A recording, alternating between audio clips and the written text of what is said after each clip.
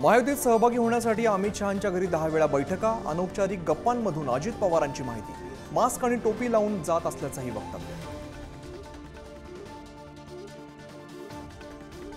कल्याणमधून भाजपाच्या तिकिटावरती गणपत गायकवाडांच्या पत्नीला तिकीट मिळण्याची शक्यता, बॅनर झळकल्याने चर्चा नवधाण, पोलीस स्टेशनमध्ये गोळीबार केल्याने गायकवाड जेलमध्ये.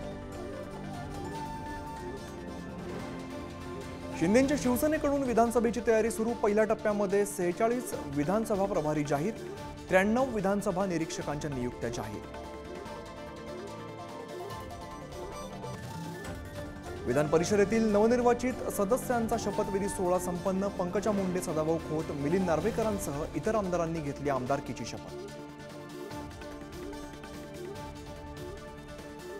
उरणमध्ये तरुणीवरती अत्याचार करून अमानुष हत्या, संशयित आरोपी दाऊद शेख पोलिसांच्या ताब्यात, लव जिहादवरून राजकारण तापलं.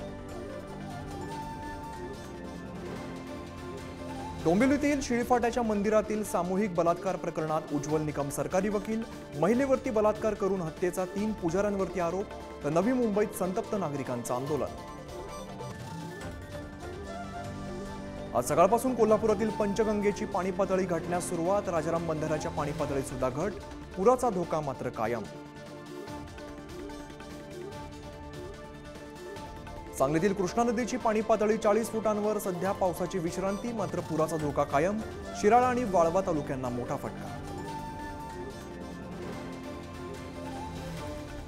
पॅरिस ऑलिम्पिकमध्ये भारतानं उघडलं पदकांचं खातं, भारताची स्टार शूटर मनू भाकरला 10 मीटर एअर पिस्टल स्पर्धेमध्ये कांस्य पदक.